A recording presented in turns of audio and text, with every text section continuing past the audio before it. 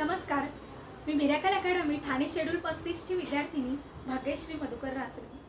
सर्वांना छत्रपती शिवाजी महाराज जयंतीनिमित्त खूप खूप शुभेच्छा.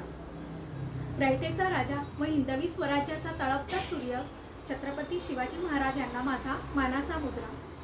छत्रपती शिवाजी महाराजांचे शिवचरित्र हे आपल्याला प्रेरणा देणारे एक दीपस्तंभच आहे. अनेक जीवनावश्यक मूल्ये आपल्याला शिवचरित्रातून शिकता येतात. छत्रपती शिवाजी महाराज हे शूर लढवय्ये होते. ते लढणारे होते, रडणारे कधीच नव्हते. अफजल खान, शाहिस्ते खान, मुघल, सिद्धी, पोर्तुगीज अशा असंख्य परकीय आक्रमणांनी हिंदवी स्वराज्यावर वाकडी नजर ठेवून लढाई केली. तेव्हा शिवाजी महाराजांनी हाती तलवार ढाली घेऊन अत्यंत प्रतिकूल परिस्थितीमध्ये हिंदवी स्वराज्याची स्थापना केली व शत्रूंना धैर्याने तोंड दिले. प्रयत्नांची प्रचंड पराकाष्ठा करत त्यांनी यश संपादन केले. आजच्या तरुण पिढीलाही हेच सांगणे आहे की आपणही कधीही निराश न होता धैर्याने संकटांना सामोरे गेलो तर आपणही कुठल्याही क्षेत्रामध्ये यश निश्चित मिळवू शकतो. छत्रपती शिवाजी महाराज हे नेहमी प्रयत्नवादी होते. निराशवादी कधीच ते झाले नाही. सतत प्रयत्न करत राहणे व हिंदवी स्वराज्य हे एकमेव ध्येय त्यांनी डोळ्यासमोर ठेवले होते. छत्रपती शिवाजी महाराज व त्यांचे मावळे यांनी कधीही व्यसन केले नाही. कुठल्याही वाईट गोष्टींची संगत त्यांनी धरली नाही आणि यातूनच त्यांनी यश संपादन केले. आजच्या तरुण पिढीलाही हेच सांगणे आहे. व्यसन करणारा मनुष्य हा कधीच क्रांती घडवू शकत नाही. त्यामुळे तरुण पिढीने वाईट गोष्टी, वाईट संगतीपासून दूरच राहिले पाहिजे व शिवचरित्रातून एक प्रेरणा घेतली पाहिजे. छत्रपती शिवाजी महाराज हे अत्यंत चरित्र संपन्न होते. परस्त्रीचा सन्मान ते आपल्या आई बहिणींप्रमाणेच करत होते. स्त्री ही मराठी मंदिरातील एक देवता आहे व तिचा आदर सन्मान हा झालाच पाहिजे असे ते नेहमी कटाक्षाने सांगत असत.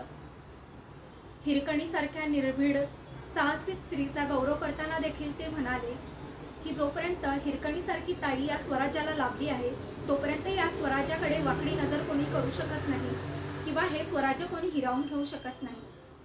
माझी जाऊनचा शब्द त्यांच्यासाठी शिरसावध होता. आज आपण 21व्या शतकात आहोत. आजची स्त्री खरंच सुरक्षित, स्वतंत्र आहे का याचा विचार करणे खूप गरजेचे आहे.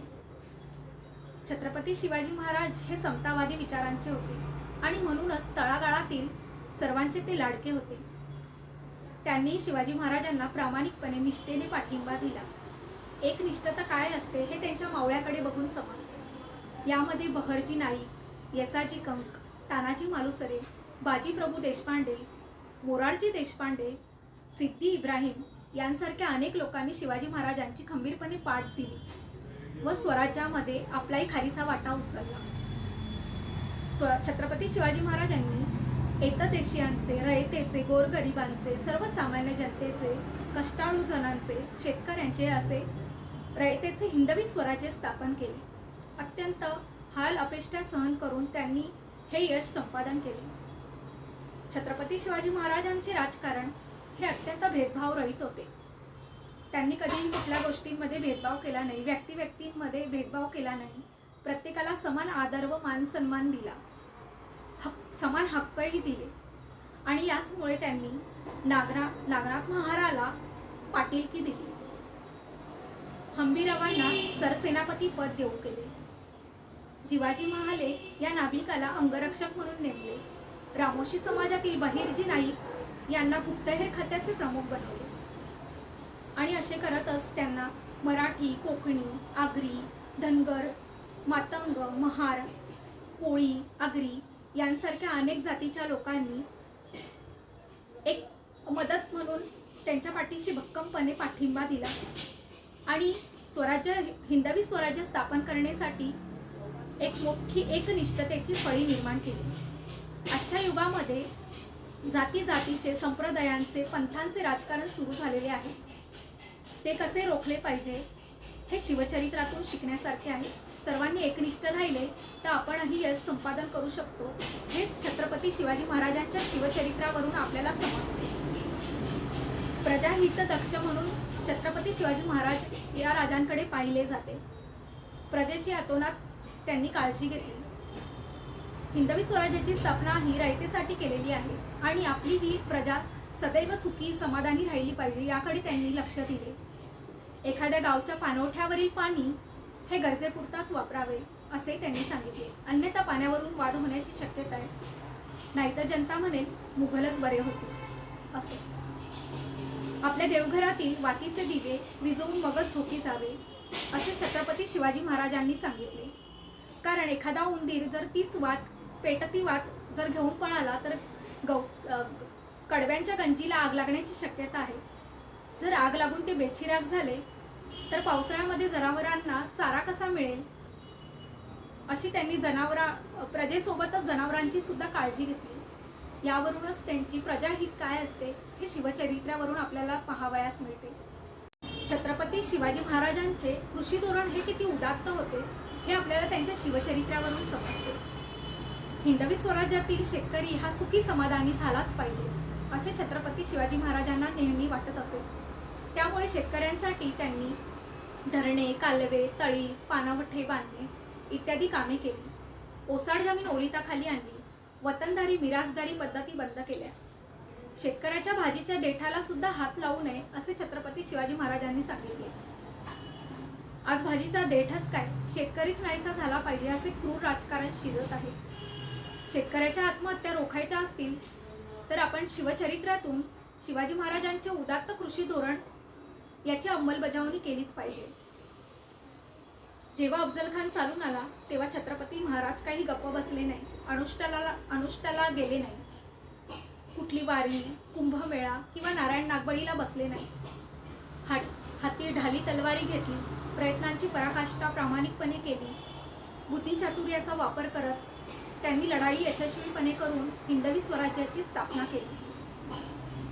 यातूनच आपली एकी किती असावी हे सिद्ध होते व त्यांचा वैज्ञानिक दृष्टिकोन किती होता हे लक्षात येते. आपणही आज अंधश्रद्धेला बळी न पडता वैज्ञानिक दृष्टिकोन काय आहे हे समजून घेऊन पुढे यशस्वीपणे वाटचाल करणे आवश्यक आहे. छत्रपती शिवाजी महाराज हे धर्मनिरपेक्ष होते. म्हणजेच छत्रपती शिवाजी महाराजांची लढाई ही धर्माविरुद्ध कधीच नव्हती, ती राजकीय स्वरूपाची होती. शाहिस्तेखान, अफजल खान, मुघल सम्राट यांना त्यांनी परतवून लावले, ती राजकीय स्वरूपातूनच. आणि म्हणूनच याचे एक उदाहरण म्हणजेच त्यांच्या सैन्यांमध्ये मुस्लिम सैन्य हे जास्त होते. म्हणजेच 35% मुस्लिम सैन्य होते तर 27 अंगरक्षकांपैकी 10 अंगरक्षक हे मुस्लिम होते. छत्रपती शिवाजी महाराजांचा चित्र रेखाटणारा मीर मोहम्मद हा देखील मुस्लिमच होता. त्याचप्रमाणे आरमाराचा प्रमुख दौलत खान दर्यासरंग हे देखील मुस्लिमच होते. आजकाल जातीचे, संप्रदायांचे, पंथांचे असंख्य आपल्याला वाद दिसून येतात. जर समजून घेऊन एकमेकांना समजून घेऊन जर पुढे एकजुटीने प्रयत्न केले तर आपणही निश्चितपणे यश मिळवू शकतो. हे छत्रपती शिवाजी महाराजांच्या निरपेक्षता याच्यावरून आपल्याला समजून येते. स्वराज्य मिळवायचे असेल तर स्पर्धाही आली आणि स्पर्धेमध्ये जर टिकून राहायचे असेल तर आपल्याला एकापेक्षा अधिक भाषा येणे गरजेचे आहे. कारण की आपले पराकीय राज्याशी व देशाशी संबंध येणार. अशा वेळेला आपल्याला पराकीय भाषा येणेही गरजेचे आहे. हे छत्रपती शिवाजी महाराजांनी ओळखले. छत्रपती शिवाजी महाराजांना 6 भाषा येत होत्या. 350 वर्षापूर्वीच त्यांनी आपला गाव सोडला.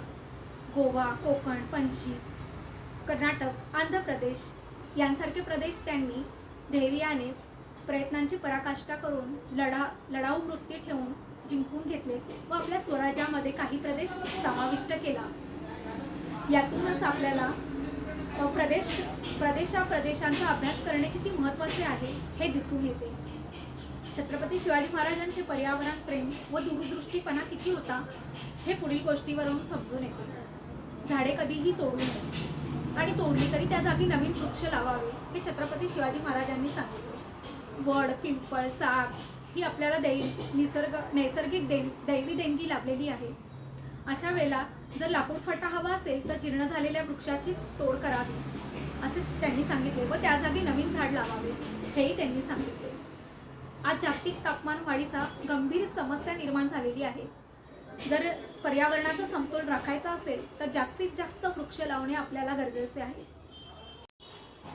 छत्रपती शिवाजी महाराज आज काही पृथ्वी तलावावर येणार नाही आणि आले तरी ते आपल्या हाती ढाल तलवारी देणार नाही, कारण आजचे युग हे वैज्ञानिक विचारांचे, माहिती, तंत्रज्ञान, संगणकाचे आहे.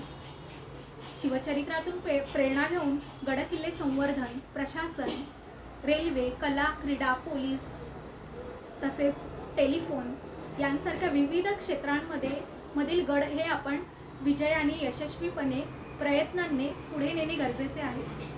व यात जितकी प्रगती करता येणे शक्य आहे तितकी प्रगती करणे आवश्यक आहे. क्षेत्र कुठलेही असो, प्रत्येक क्षेत्रातील छत्रपती शिवाजी महाराज आपल्याला होता आले पाहिजे. धन्यवाद.